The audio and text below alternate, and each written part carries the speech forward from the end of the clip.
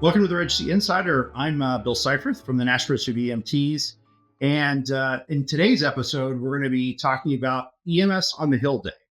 And joining me for that conversation is Chief Chris Way. He's the president of the National Association of EMTs, our sister organization of the National Registry. So, Chris, thanks for joining me. Bill, thank you so much for having me, and thanks for being such a good partner to NAEMT. We certainly appreciate the opportunities that we have together. So appreciate the opportunity to be here and looking forward to it. Awesome. So an important topic is coming up in April of 2024, comes up about April of every year, is this thing called EMS on the Hill. What is that? Tell us a little bit more for listeners. So April 2nd and 3rd, the actual Hill Day is April 3rd here coming up in 4 weeks or 5 weeks, I guess. 5 weeks from today, as a matter of fact. We are putting together every year, we put together EMS professionals coming from all walks of life, all types of service delivery models. You certainly don't have to be a member of NAEMT, although, of course, we'd love you to. But to join us at EMS on the Hill. And it's last year we had, I believe, 43 states plus Puerto Rico and the District of Columbia represented. And it really is an opportunity for 300 to 350 EMS professionals to come together, talk about our common issues, and go fight for federal legislation that affects EMS. And so this year, no different than in the past. We will spend the Wednesday before getting ready.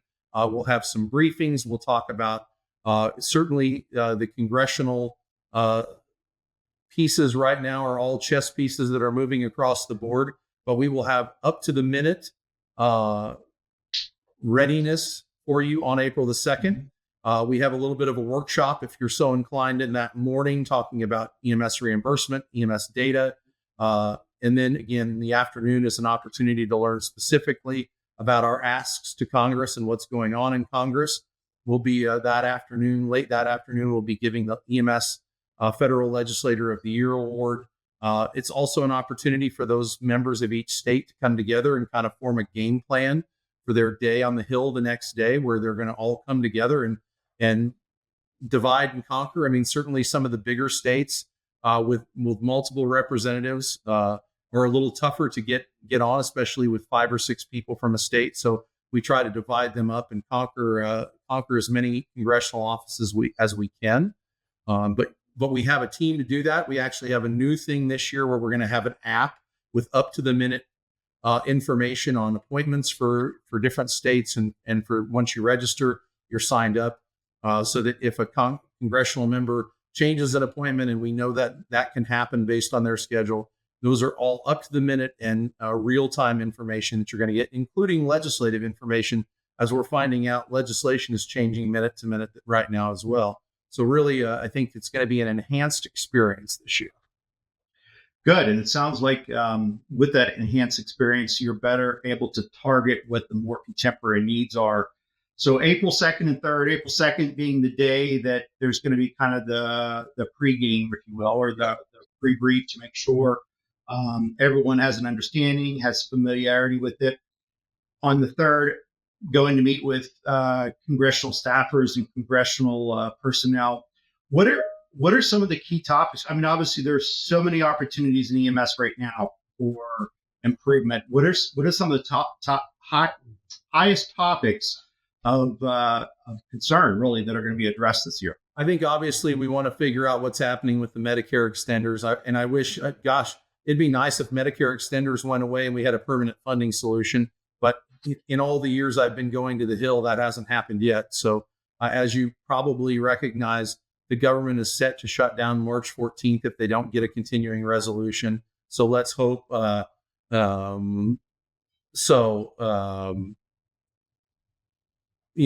a piece of it. I think other ideas for permanent funding, such as the treatment in place bill, is going to be a high priority. Looking at mobile integrated healthcare and community paramedicine as a solve to some of the financial issues. Really focusing on what we get paid for and how we get paid. So much has changed in EMS over the last 20 years, except for how we get paid. We don't treat patients like we did 20 years ago. We don't get it doesn't cost the same to provide EMS as it did 20 years ago. But the one thing that is the same as it was 20 years ago is unfortunately how we get reimbursed.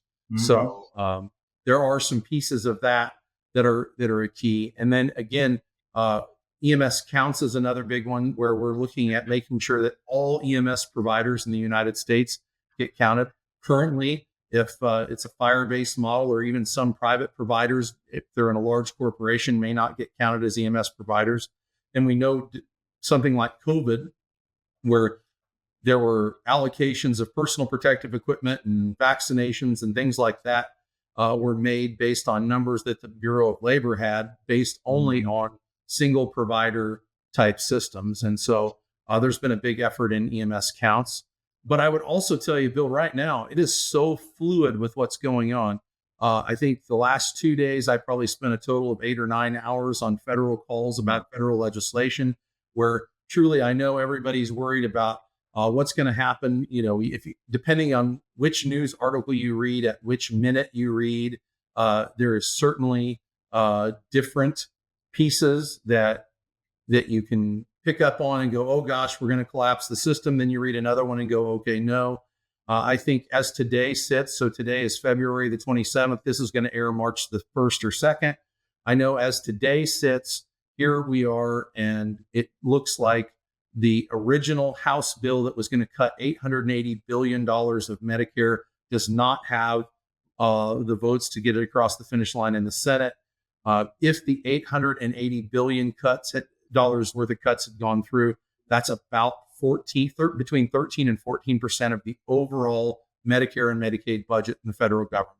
If you drop it down to what a number I heard late last night was $500 and some million dollars on the Senate side, was that was 8.1% of the total spend on Medicare and Medicaid.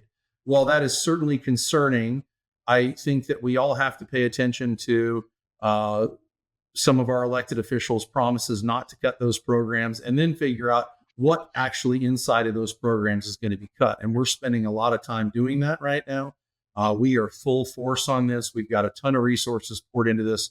And the reason I say that is that's what I mean when I talk about up to the minute pieces that we're going to find out April 2nd. I think from the time you and I are talking and the time you and I see each other in Washington, D.C. in 5 weeks, I think this thing will have changed 3 or 4 more times, more than likely. And I think it's important to know NAEMT, NREMT, many of our professional organization partners are truly looking at how we can and can't go about, the changes we feel comfortable about advocating for, the changes that we don't think we can. I know that there are people up in arms, and I get it. We are truly trying to assess right now what we can push back on, what we can't push back on, what's safe.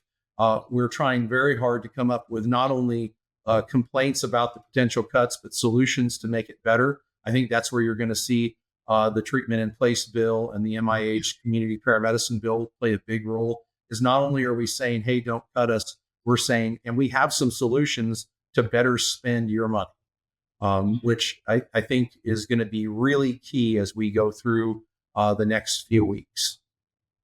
Well, first of all, in response to your statements there, I thank you for what you're doing as president of AMT and what your organization is doing. Well, it's really, I gotta give credit to the organization. I mean, our staff and our members of our advocacy committee are fighting this, and I shouldn't say fighting. Fighting is the wrong word. They are absolutely working on this and advocating for EMS 24 hours a day, right? Mm-hmm. And certainly given our current times and the challenges we're facing within the profession of EMS, that voice of advocacy, that lobbying, that educating legislators is so critical. It's so critical on all the topics you rattled off. I mean, the reimbursement, which has always been a challenge, the treatment of place, the EMS counts, and then what impact would it have if the Medicare were cut that substantially? Because right now, most EMS systems, as you know, run on a shoestring budget. They're not having a surplus of cash. So any impact to that is going to be a very negative effect on the EMS. You're absolutely right. The one thing that we can't get a good answer on right now is when they say they want to cut 800. Doesn't matter whether they want to cut 880 billion or 560 billion or somewhere in between or even less than that. We know that that's an impact, but what no one from the federal side has been able to tell us is what the bill really cut, or what their spending proposal and their budget proposal really cuts. They can't say, oh, it's going to affect this program. And so, I mean, the other thing that we need to be fleet of foot enough about is that what if this comes back and it cuts programs that don't affect EMS? We need to be able to acknowledge that and figure out a strategy for that as well. So that's why I say it's not as simple as just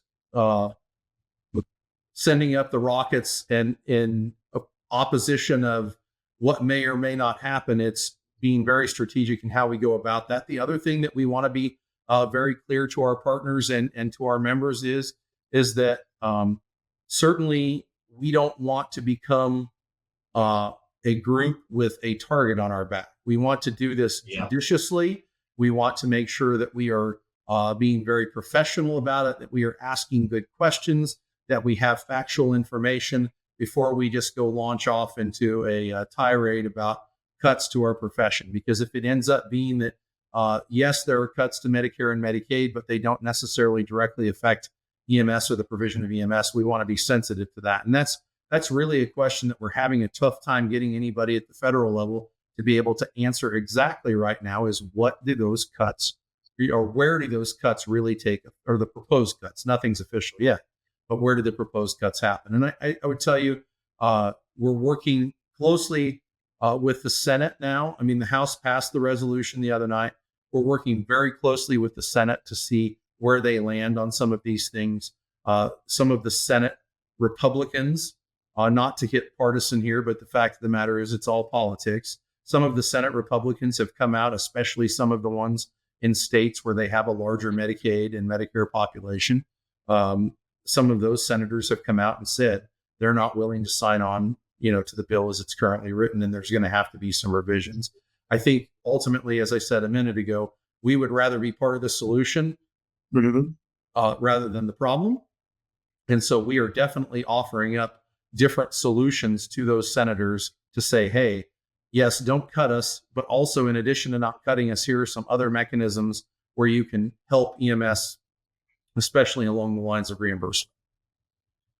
So a definite call to action for all in the EMS profession, for sure. Where can people go that might be curious to find out more about EMS on the Hill, and how can they be how can they help? Where can people go and how can they help? So ultimately, www.naemt.org gets you right to our homepage. Right on the first piece of the homepage, there's an EMS on the Hill link. You can sign up for it. Again, you don't have to be a member of NAEMT to join us for EMS on the Hill Day. It gets you right in. It'll get you signed up for the app. But also our website is a pretty, under the advocacy tab, is a pretty good way for you to catch up to the minute legislative updates. It's certainly a way for you to be able to use our online legislative service, where we are looking at the separate bills, and then you have the ability directly from there to a link. You put in your name, your address, your zip code. It automatically sends letters to your federal representatives and senators from your state.